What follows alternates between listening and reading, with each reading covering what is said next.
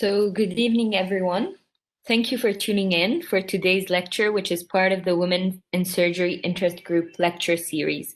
We're happy to have you, and we're sorry for the delay. My name is Jan Ghanem, Med3 representative, and I am honored to introduce Dr. Mohamad Issa as our guest lecturer. Dr. Mohamad Issa is a PGY4 orthopedics resident at the American University of Beirut Medical Center. Dr. Issa received his medical degree from the American University of Beirut in 2017. Dr. Issa is looking at specializing in sports medicine. He is currently a member at large in the Resident Staff Organization, RSO. In today's lecture, Dr. Issa will be giving an introduction to orthopedics, thoroughly going over the most important and common themes. Before we start, kindly make sure your microphones are muted. All throughout the session, feel free to type in questions or concerns in the chat box. Thank you. Dr. Issa, the floor is yours. Talking about orthopedics. So orthopedics is the specialty on its own. Most people don't take it in med school. Only to go, or if have to, mostly whatever going through. We talk supposed to, even if the exams you would. Just say a few words about women in orthopedics. So orthopedics residents only less than 1% of all female medical residents in the States in 2016-2017. It remains the medical specialty with the least proportion of female residents, around only 14%. However, it's going up compared to 2005, where it was 11%. The reasons mainly for women going into orthopedics is mainly enjoyment of manual tasks. It's a specialty with a lot of manual tasks and handling stuff in operating room, professional satisfaction and intellectual stimulation. The main reasons for going against orthopedics is usually the inability to have a good work and okay, so this is a brief outline of the presentation, how to interpret a fracture, the basics and special maneuver, a few topics in orthopedic infection. What you guys know about orthopedic, if you can, I wanted to try this, if you can scan this code and answer this question. No, if I can hide this, okay. So let me just try to see. Go ahead and scan this code and just answer this question. It will actually tell you a lot of what you know about orthopedics. Hopefully, I don't have to throw myself out of the window. Is it working? Yes. Let me see. I think we can get the responses. So, okay, so everybody's answering.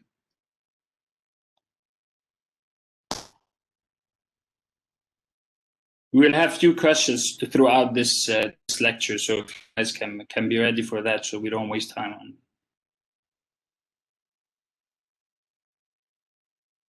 We got 10 responses, so most people answered the correct question. So it's the correct answer. Sorry, so it's open reduction and internal fixation. Something you're going to hear a lot whenever you take an orthopedics or whenever you see an orthopedic patient. We call it ORIF. It's open reduction and internal fixation. I'm going to explain that shortly. Okay, so a few definitions. So when do we call a thing a fracture? So a break or a loss of the structural continuity in a bone. This is considered a fracture. Here they call it shar or fracture or kisr. The difference is whenever it's a shar, they think if it's a non-displaced fracture, they call it a shar, and both times it's still a fracture. Dislocation is when you have a normal opposing joint that are completely displaced, and subluxation when they are only partially displaced. This is a simple example of a fracture. So you follow the continuity of the bone along the cortex and you find the break. That's a fracture in itself. It doesn't have to be displaced for you to consider a fracture. Just if you see a translucent line between the cortices, that's enough. This is an example of a dislocation. So head of your humerus is supposed to be here. This is considered a dislocation, not a subluxation. If a small aspect of the humeral head is rotating with the glenoid, this is subluxation. Types of fracture, these are the things you should know as well. So closed fracture is a fracture that has no breakage of the skin. So it's a fracture with fully covered skin. open is a fracture which communicates with the open environment, so you have a break through the skin or the mucosa. So open and closed does not mean if it's a bad or a good fracture. As long as you have breakage of the skin, it can be a very simple fracture. And if you have a breakage of the skin, it's considered open, no matter how simple it is. Stress fractures are microfractures from repetitive and submaximal trauma. You see that in athletes or marathon runners who plan to, who up their training just before the event. They tend to exert excessive pressure on a specific bone, and then you get the stress fracture. Usually you don't see it an X-ray, you need an MRI. Pathological fracture is a fracture that you see from minimal trauma. So if you have a young, that's completely abnormal. So you expect to have a pathology in the bone itself. This example of a closed fracture, you can see the gross deformity of the wrist, still considered a closed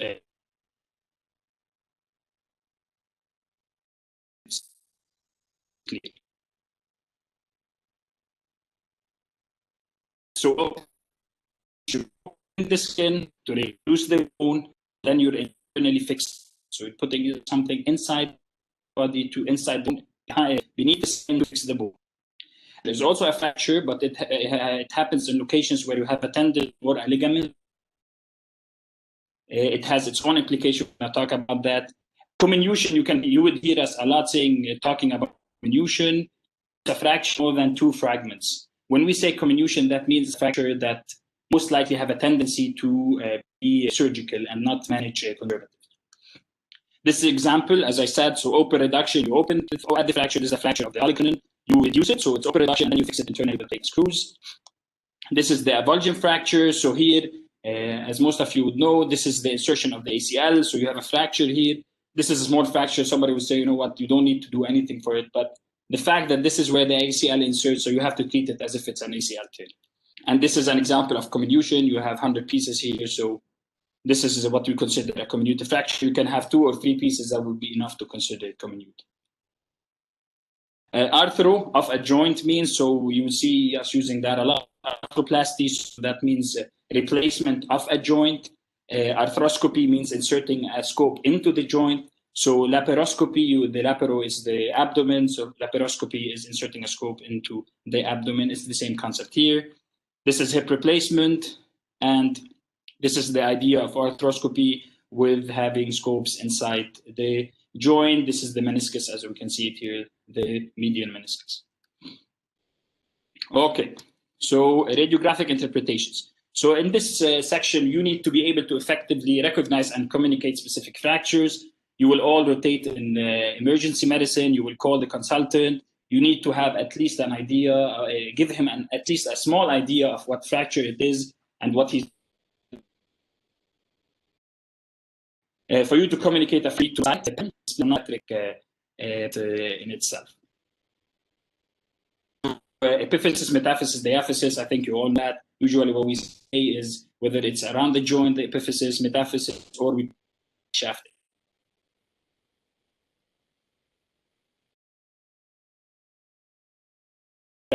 Transverse, oblique fracture, spiral, comminuted, or segmental. As we said, comminution here. Spiral is almost an oblique with a rotatory component, so it's not in one place, it's oblique. Butterfly fragment will have a small fragment of the bone that's big enough to not consider it a comminution.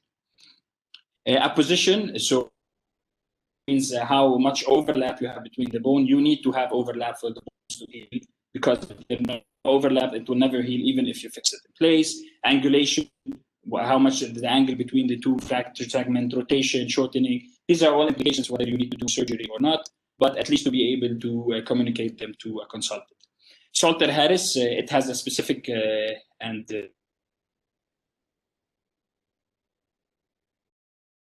why do we care about it? Because if you have a fracture that involves the growth plate, that could be detrimental to the growth of the bone at that site. So if you have 2 femurs,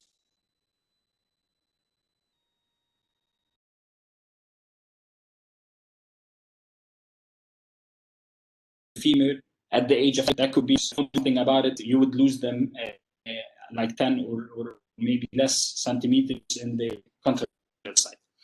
So what is a Salter-Harris? So we look or a fracture to the growth plate is considered type 1. Usually this you can't see on x-rays. We'll have a kid coming into the emergency room, a 4-year-old or a 5-year-old with severe pain in the ankle, for example. You will do an x-ray, you will not see anything. It means there's something wrong. They're very simple to be aware. Harris type. The growth plate, and we say above the mean the deficit, not according to the position of the bone, so not if it's proximal for the distal tibia. We look at the metaphysis, that's considered above. The epiphysis is considered below, so type 3. Type 4 is through, and type 5 is a crush injury where you have, as you can see, the worst type would be type 5, which you can usually do anything about.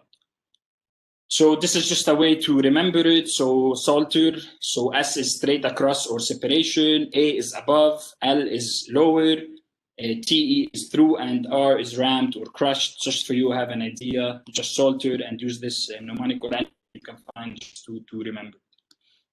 Okay, so how to read an X-ray. So whenever you're exposed to an X-ray, you have to first describe what is the image you're seeing. Is it an X-ray? Is it a CT scan? Or is it an MRI? You have to identify the view you're looking at. So whether it's an AP, a lateral, anterior, posterior, lateral, or oblique view. You have to mention the anatomical part. Are we looking at the femur, the radius, the pelvis, or whatever part we're looking at. And then you have described the fracture as we said before. So let me, I'll use this X-ray just to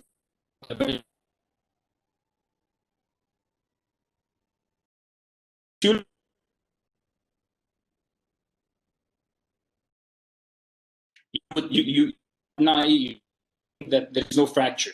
So the most important thing about orthopedics, you always need to have a degrees difference for you to identify. This X-ray, I think there is not. This is this view. You can this and this you see the fracture here.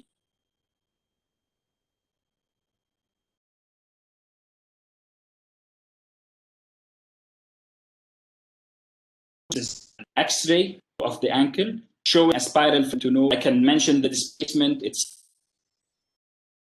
be 2 weeks. Like I said, the display for fracture, as we can see here, the displacement of the bone is broken, and we have a transport here. Olecranon, again, this is the proximal olecranon or the proximal ulna. So here we have a fracture involving you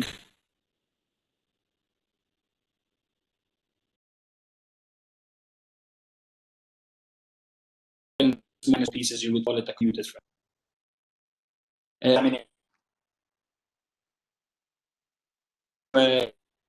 I hope I'm fast, just for us to time. So, so for physical examination, I think you all have taken this in Med 1, Med 2, or even you when upper pay. So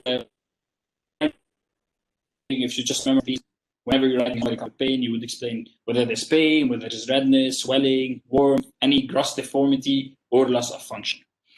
So let's start off with inspection. So always compare it to the joint and muscle group on the other side. So it's the easiest thing you have.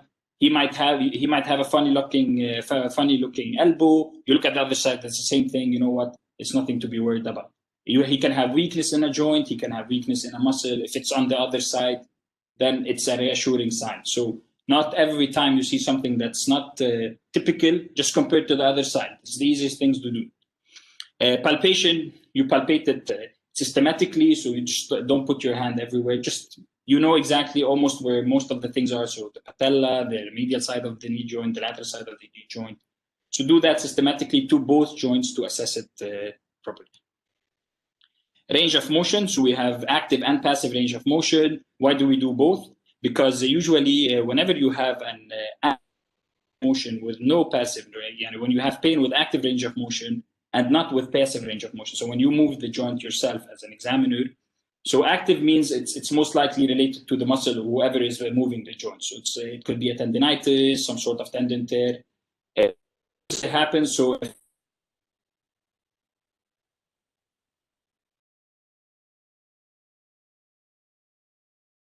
as an examiner and still limited. So if you do that with the shoulder, this will give you a diagnosis of frozen shoulder. So if the passive is not working, the most likely it's a structural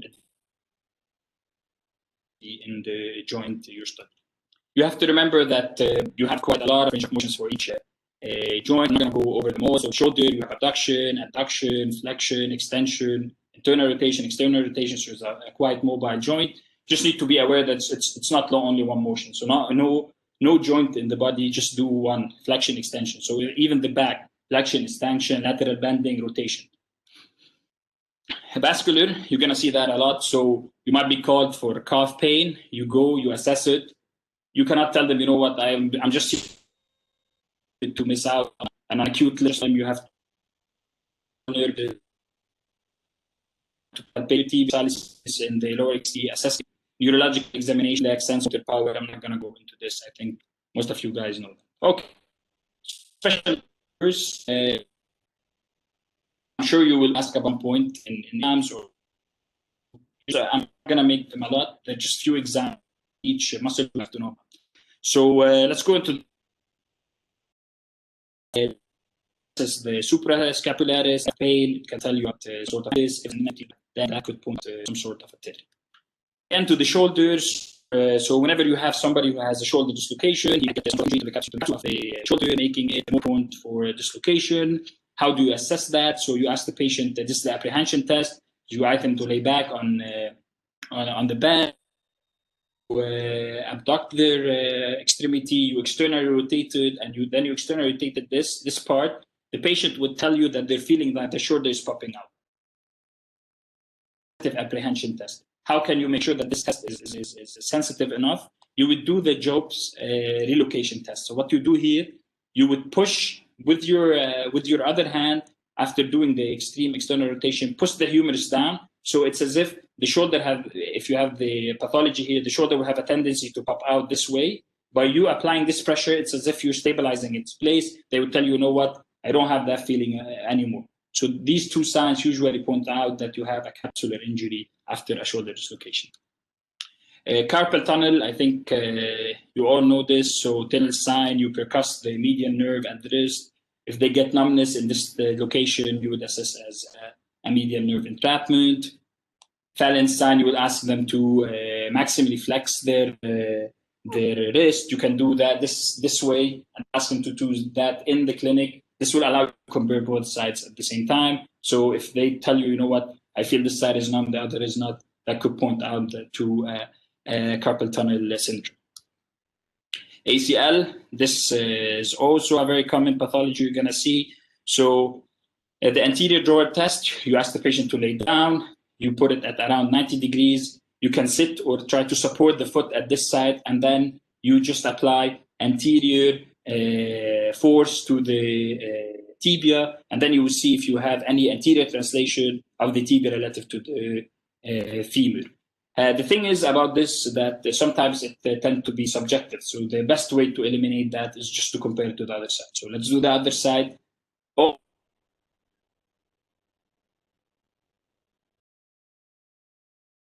like an idea of his baseline. So he might be a lax person to start with. So maybe he would have a grade 1 or a grade 2 anterior drawer. You would do that on the other side. It's no longer an indication of an ACL tear. The Lachman test, which is more sensitive. So you flex the knee, you hold one hand on the tibia, one hand on the femur, you flex to around 30 degrees, 20 or 30 degrees, it's up to you. And then you apply the anterior pressure in the same way, and then you assess the translation. Trust me, if you have an ACL tear, you notice you're almost removing the tibia all the way out. So whenever you have that, right, that just tell you, you know what, there is some sort of an ACL injury. McMurray's sign, which is used for meniscal injuries. What we're trying to do here in this test is you have a meniscus at the medial aspect of the knee joint and at the lateral aspect. What you're trying is you flex the knee, you try to push, entrap the medial meniscus here. So you give it what we call a varus force. So trying to push the joint away and then extend it. It's like you're trying to entrap the meniscus between the femur and the tibia. Pain or popping sign usually is indicative of meniscal injury.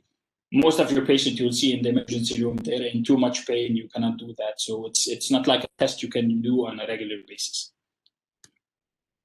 And then again, this is a very important test that we do for Achilles tendon rupture.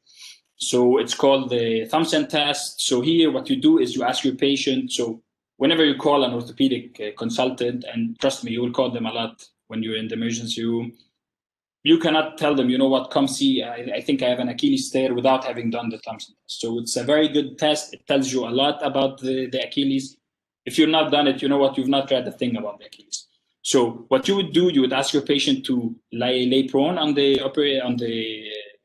table in the emergency room, and then you would squeeze the calves. So you would squeeze the soleus and the gastrocnemius here, and then you will get this. So you'll get plantar flexion.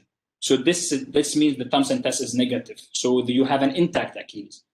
But if you do that and you get no plantar flexion, that means it's a positive test, which means you have an Achilles tear. Again, the easiest way to do that is to compare it to the other side.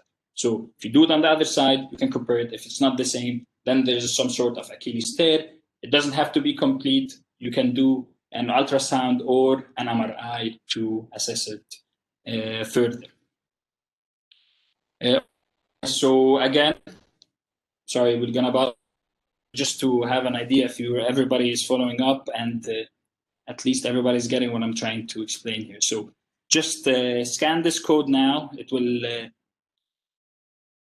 access you to 3 questions that we're gonna go through. Everybody had the time to scan it. Just give it a few seconds. We're going to go through the questions. So just scan the exam. Okay. So this is the first question. So what is the type of the fracture shown in the X-ray here? So as we said, we have an open growth plate. So this is a Salter-Harris classification fracture. Again, try to see what you'll answer on this one. Okay. I'll go to the next question. So how would you describe this fracture? So I'll just help you out. Oh, I think it's pretty obvious. So this is the fracture we're talking about here. How would you describe this fracture? So you have either a segmental fracture, spiral fracture, comminuted fracture of the tibia, oblique fractures, or of the tibial shaft of the tibial metaphysis. Second question. And let's go out to the third question. So this is a 8-year-old male who suffers from a left ankle injury. He has difficulty walking and pain with ambulation. Physical exam shows an inability to toe walk. What test would help you identify the pathology in this patient? So Lachman test, Hawkins test, Trendelenburg test, pivot shift, or Thompson test.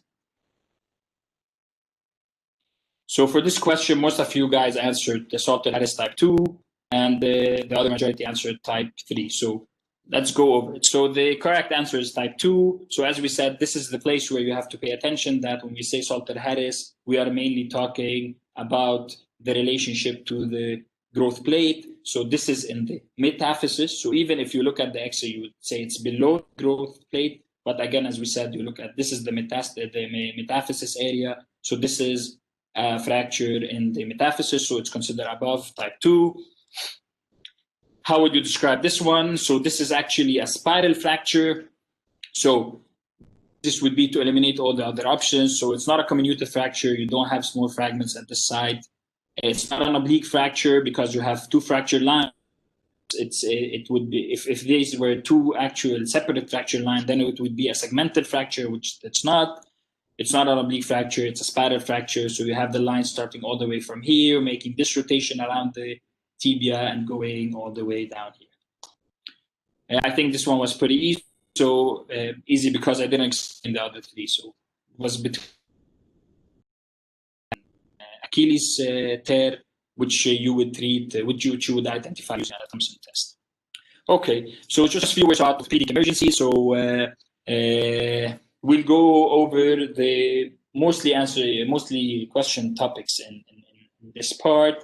Compartment syndrome, I think others, if you had other lectures in general or in plastic, they would have covered this. I'll just talk about it in a few words. So we have muscle, nerves, and vascular structures. They're all surrounded by fascia, whether in the leg, the thigh, or in the This fascia is very strong, so trust me, you have to cut it in surgery. It's a very tense fascia. If you don't cut it, it's not going to open up. So whenever you have an injury to the muscle or some sort of increased pressure within the limb, if you do not relieve that pressure, you're going to get decreased flow, leading to cell injury, death, and further edema, and all the way up to a compartment. Common causes, so you need to be alert. You need to know what are the most common injuries that causes compartment. Always keep it on your differential. It's a very time-sensitive pathology, so the sooner you identify it, the better is the outcome. The later it is, they would have lost maybe the nerve, the muscle, or whatever. So both bone fracture. Okay. So both bone fractures, supracondylar humerus, proximal tibia, these are common fractures that have compartment. Whenever you have a severe muscle contusion, a crash injury, acute vascular injury, so you have ischemia to the limb for like 3-4 hours, that would cause muscle ischemia and edema and swelling. And tie dressing and cast. If you see us applying a cast in the emergency room, the most important thing that we tell our patients about is, you know what, the cast, your hand might swell, the cast will not allow it to. If you don't keep it elevated, it might go into compartment, then you'll have to come back as soon as possible for us to open the cast up. The 5 Ps, so I think you all know this, I'm going to go fast over it. The pain, paresthesia, paralysis, pallor, pulselessness, but usually it's pain, pain, pain, pain. So it's always the pain. The pain will always guide you. They will be screaming of pain, you will give them painkillers, it's a pain out of proportion to the injury, despite all the attempts to give analgesia. Again, if you don't have it high on the differential, you might miss it. Passively stretching the muscles. What we tend to do usually in the calf, we tend to dorsiflex the foot and then assess compartment only. So you have to stretch compartment. You might miss it if you do that. So again, you have to be very suspicious. Paralysis, are all signs. So management. These patients need to be managed acutely with an open fasciotomy. You have to relieve the pressure. A tool that might help confirm the diagnosis is a striker needle. It's a needle that allows to get you insert under the compartment that would measure the pressure. It's either an absolute pressure above 30. Usually these needles come with an internal pressure of like 5 or 8. So sometimes you cannot really use it if it's like a 32 or a 33 pressure. So the best way is to assess the perfusion pressure. You assess the diastolic pressure of your patient and subtract it from the pressure you had, from the pressure on the needle. If it's below 30, that means you have a compartment. Okay. Open fractures. So open fractures, as we said, it's when you have breakage of the skin, it's considered an emergency because of the very high risk of infection. You have to, whether they've had it before or not, that's something you need to initiate. The most important thing is to start IV antibiotics ASAP, because they have a very tendency to go to infection. Usually with these types, trust me, what's more important is the soft tissue and not the bone. So we care more about the soft tissue. So people will even say, you have a soft tissue injury with an incidental breakage in the bone. So bone is not important at this point because you can fix bone whenever you want if you have good coverage. So IV antibiotics, what we care about is to irrigate the wound, make sure it's completely clean, and then make sure we can cover this site. If you can't cover the site, it would still have a very high risk of infection. What they did here is external fixation. So we were talking about the internal fixation. Whenever you have all the screws and the plate inside the body, beneath the skin, this is what we call internal fixation. This is external fixation. So you're fixing the bone externally using, you do this, wait for the heal, but then you can fix it completely, or the final fixation after that. Hip dislocations. So 90% of hip dislocations are posterior. It's the common injury you see in the knee to dashboard trauma. So you have a trauma to the lower extremity. The dashboard would hit the inferior aspect of the femur, pushing the hip all the way outside in this direction. On exam, patients have a flex, abducted and internally rotated limb. You will be asked about this. It's a question that's always asked in the steps. So what you have here is the limb is flexed, it's internally rotated, and it's adducted. So it's all the way inside. If you have an anterior dislocation, which is less common, which is usually a hyperextension injury to the femur, here you have it. It's almost, so you have it extended, abducted and externally rotated. So make it easier for you guys to memorize. So management, of course, you have to do an X-ray. You cannot reduce anything before doing an X-ray because it might be a fracture, you might have something else, you might have a loose body in the joint, you don't know. Always do an X-ray just for you to make sure that you are not making the fracture worse. This is a dislocation, you have to reduce it. If there was a fracture, you would not touch it before knowing exactly what you're dealing with. So you have to do the X-ray, close reduction, you have to confirm it with an X-ray after, and then you would do a CT to assess if you have any fractures in the joint. Shoulder dislocation. So this is, again, a very common injury. I think 3-4 students who rotated with me in the emergency room had the chance to reduce one. So you will see it on a weekly basis or on a daily basis. It's very common. It's usually a sports injury or a very minor trauma to the upper extremity. Anterior dislocation here is the most common. So this is important. So in the hip, the posterior is the most common.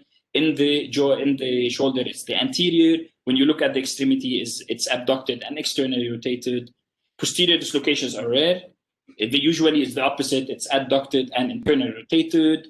Usually it happens in seizures. The reason I mentioned is to tell you a patient with preeclampsia, she goes into eclampsia, she has a seizure, and then she starts after going all through the management of that, she starts complaining of shoulder pain. They tell you what most likely happened. So the answer usually is a posterior dislocation. Why does it happen in seizures? Because when you have a seizure, all your muscles around your shoulder contracts. The strongest muscle attaching to the humerus here is the pectoralis major. So that's why it would pull your shoulder backwards in a posterior fashion. The most common injured nerve here is the axillary nerve.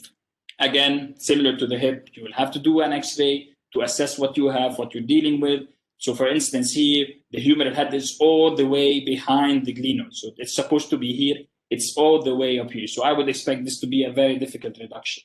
It might be entrapped all the way down here. This would be so much easier. So actually, I would tell you what are the maneuvers I can use, how much can I pull, how much can I do the specific maneuvers I have, because if I do here severe abduction, I might break the glenoid or the humerus, and this would create an even worse problem that you're already dealing with.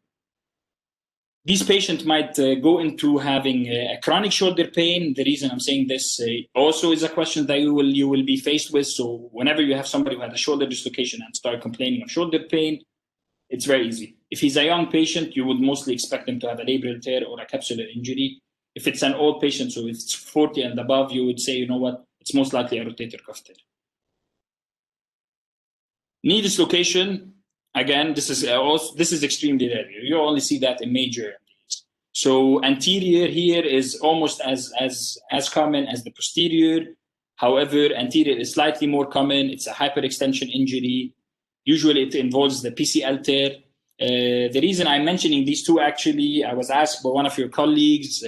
He got this question, I think, in his step 1. So which one is the most common injured structure in posterior dislocation? So it's a quite specific question, actually. So in the anterior dislocation, it's the peroneal nerve injury.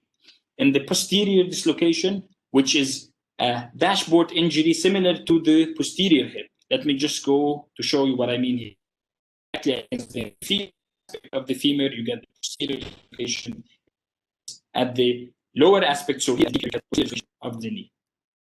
And here it has the highest rate of vascular injury, and the first structure to be injured here is the popliteal artery, before the vein and before the nerve.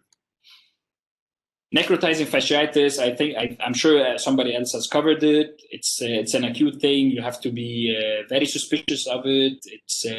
It's extremely important to take this patient down as soon as possible for aggressive debridement and IV antibiotics.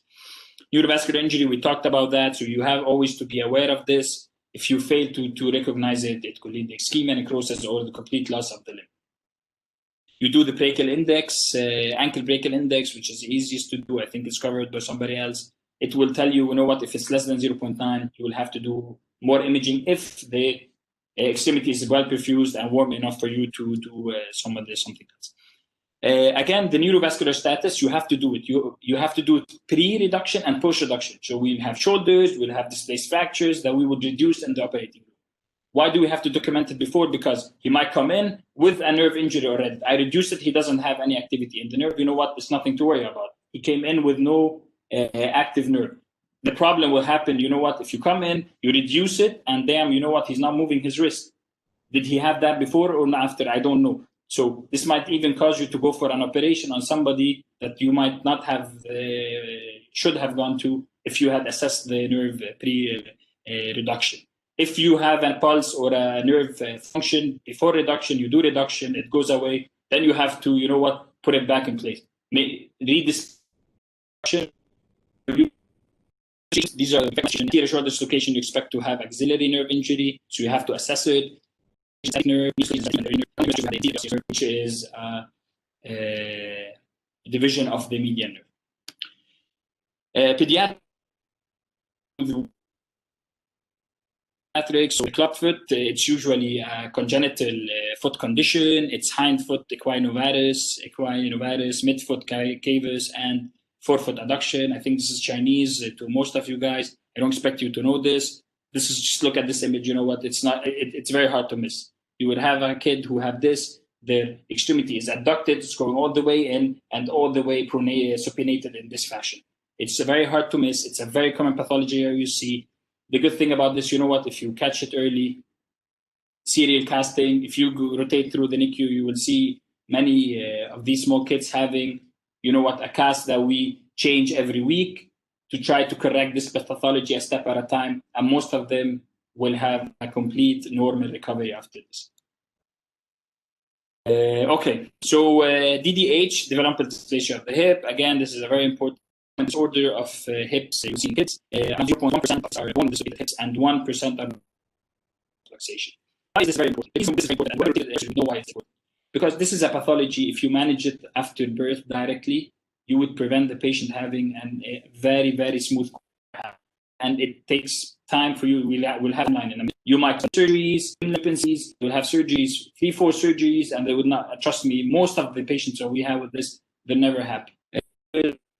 Factors have each mutation, females tend to have that.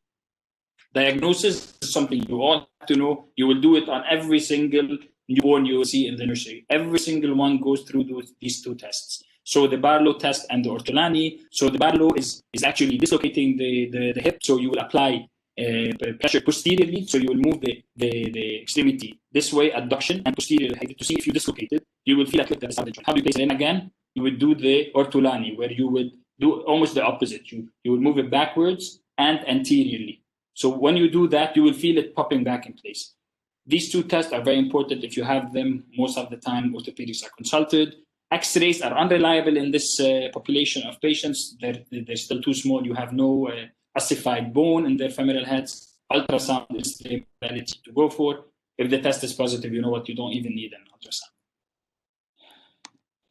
So why is this important? So as we said, you need to put the femur back in the acetabulum. When you do that, you allow for us to keep the outside. To 6 months, the harness you can apply. You can apply very easily at home. If you notice this at 6 months or 18 months, then now you have to do close reduction or application of a spica cast. The reason is you will not notice this unless the patients are walking. So if you didn't notice it at birth, you're not going to notice it until it's, you know what, it's a year or a year and a half. So that would be, you know what, so we're already at this point. Close reduction, so as opposite to open reduction. Reduction, you said we would open the skin and fix it from inside. Close reduction, you just fix it from the outside. You apply hips.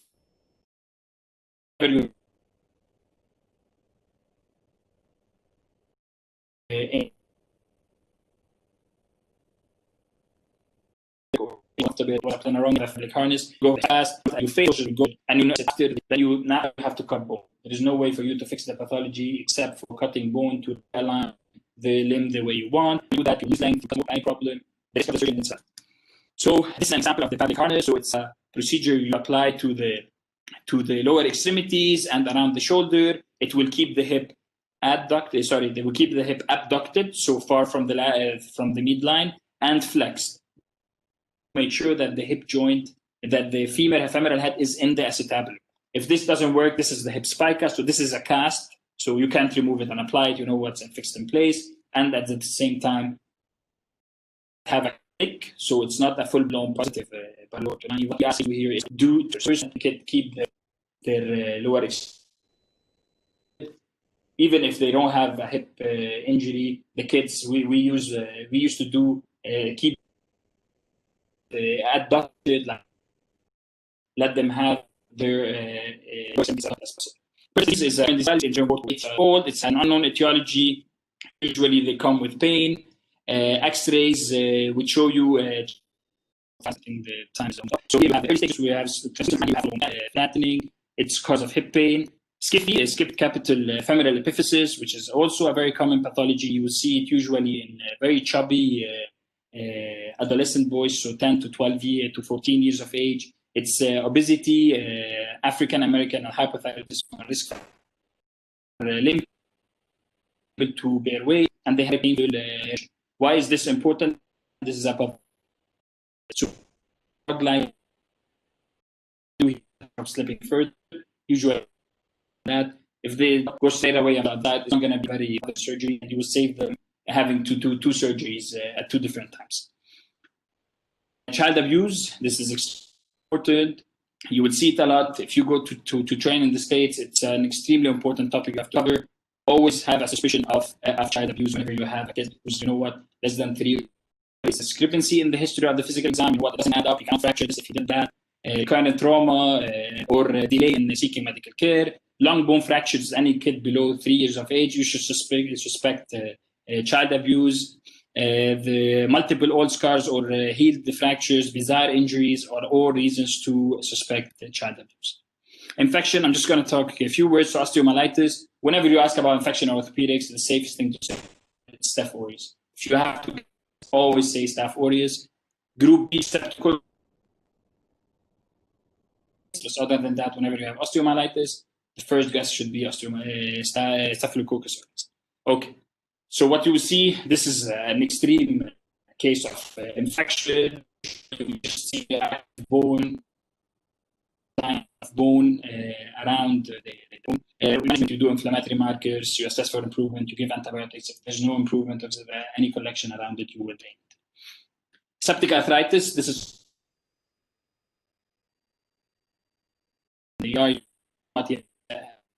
septic arthritis. It happens. It's like very fast. If you don't treat it as fast as possible, you can lead to death. If it's on joint, we're going to early osteoarthritis. It can even lead up to sepsis and even death. Knee is the most common. Staph aureus is the most common pathology. However, in population, so if there's 6 to 2 months, you can suspect Haemophilus influenza. But with the increased use of the vaccine, this is no longer the case. So it looks red, it looks bad. He's not able to move it. He cannot walk. So if you have somebody, you know what, he's moving his knee, he's walking, it cannot be septic arthritis. It's a very bad thing to have. They would look extremely ill patients. Physical exam, erythema, as we said, inability to bear weight or do range of motion. Diagnosis, joint fluid aspirate. So what you would do, you would take the labs in the emergency room, ESR, CRP, you know what, just put a needle in it, take synovial fluid and send it for pathologies. So you send it for cell count and differential, gram stain cultures, glucose level and crystals. The reason we do that is for this mainly. So whenever you send the cell count, it takes like a half an hour, it will give you a result straight away. You look at the pathology. Usually the most thing we look at is the number of YBCs and the PMNs. So whenever you're talking about something in the 200 and 2000, you know what? This is something to completely ignore. It cannot be septic arthritis. The problem is when we go up to the 40s and 50s, you know what? It's in the gray zone. What do we do here? Usually we order crystals at the same time. Crystals would allow you to know, you know what? Is it an inflammatory? Is it gout? Is it pseudo gout? Is it any sort of the rheumatological diseases?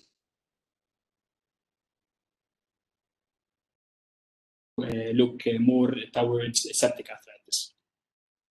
Management, this patient needs surgical drainage as soon as possible. You go into the joint, you wash it out. Before they used to do it open. Now, you know what? You have to do 2 arthroscopic incision, one where you have inflow of what is it called? You just making suction, taking all the water out. You get like turbulence here, washing the joint as much as possible. When you see all the red areas, all the inflamed areas, you burn them down, and you take cultures. Again, you need to have IV antibiotics straight away. I think that's the end of the lecture. We have like few questions here. So guys, if you're still awake, if you can scan this one here, it will just take a few minutes. So I hope everybody got the chance to scan this. So why are orthopedic fractures considered an orthopedic emergency? I think this is straightforward. You have to know this. Is it open fracture does not mean you cannot get compartment. You have 4 compartments in the leg. So if you have an open fracture involving one compartment, you know what? You have still 3 compartments that could still swell and cause compartment syndrome. Okay. So what is the most common presenting sign of child abuse? So if you get a child in head injury, retinal hemorrhage, ruptures, or fractures, this is a slightly harder question. So here you have a 12-year-old boy who presents who's in the 95th percentile for weight. He presents with the knee pain with no history of trauma. Exercise of the knee. What is so Pettis disease, observations, cyto, Salter-Harris type 2 fracture in the knee joint, you have like growth, pain, observation, or Osgood-Schlatter's disease, which I did not talk about. So you should know it. There should not be.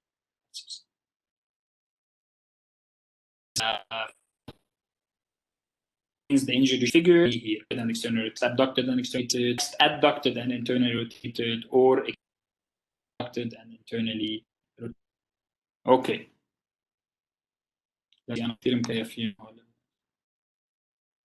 Okay. guys واحد. Okay. Anybody missed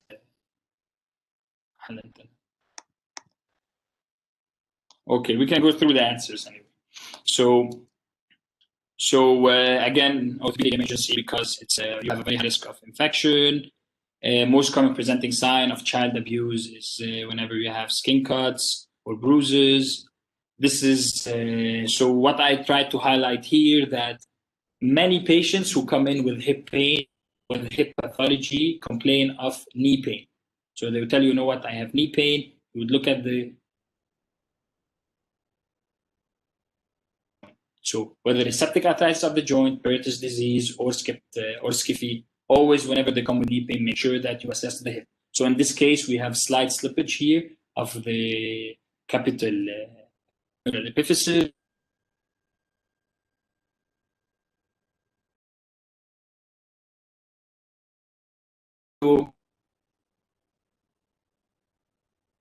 Female, this is a posterior dislocation. As we said, it's flexed, adducted, and internally rotated.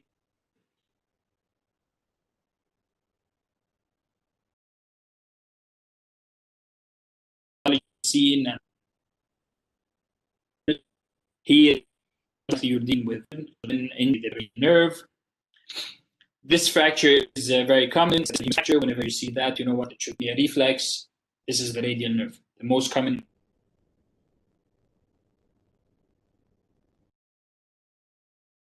And the last question here again, somebody comes in as his elbow of 2 days, you do a physical exam, it's warm, red, and tender, his laps, his white BC is elevated, ESR is elevated, CRP is elevated, you know what, there's infectious. Why you don't give him antibiotics straight away, you don't go surgery straight away. What you would do here is you would take a sample from the joints, so joint aspiration would be the right answer. Okay guys, thank you. Thank you, Dr. Issa, for the very informative lecture and very interactive. Sarah, it was an absolute pleasure having you with us. Thank you everyone for joining us today. And there are a few questions, so I'll read this to you if you don't mind. Okay, so Ru'a says, I read certain fractures, for example, scaphoid fractures, are at risk of avascular necrosis or non-union. And unfortunately, if these fractures are non-displaced, they may not be visible on X-ray early, thus leading to avascular necrosis. Are we able to prevent this or maybe reduce the risk of such complications associated with these fractures? Okay, so the scaphoid fracture in itself it has its own entity. So scaphoid is supported retrospectively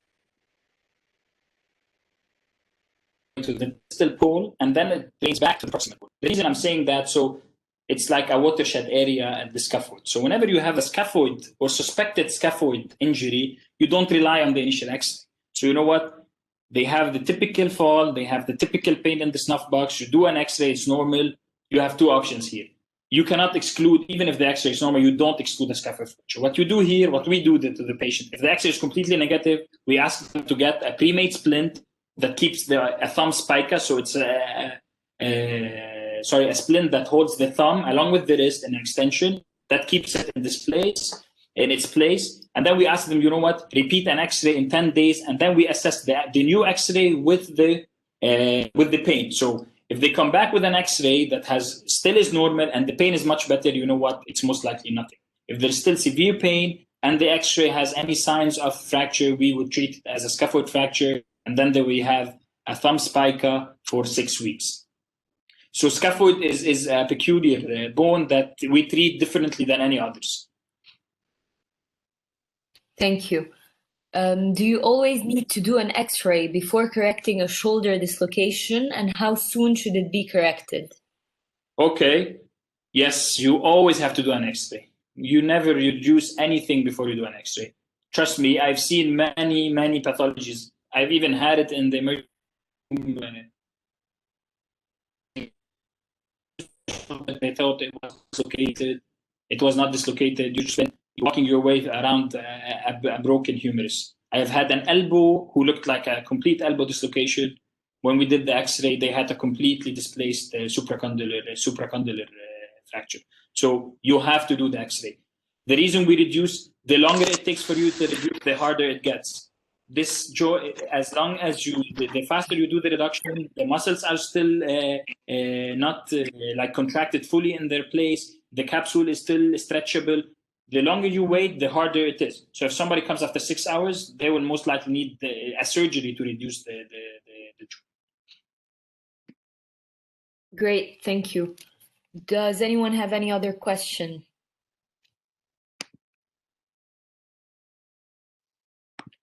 Okay, so thank you, Dr. Issa, again. Thank you, everyone, for joining. This was Dan Ghanem, Med3 representative. Thanks again, and we'll see you in the next session.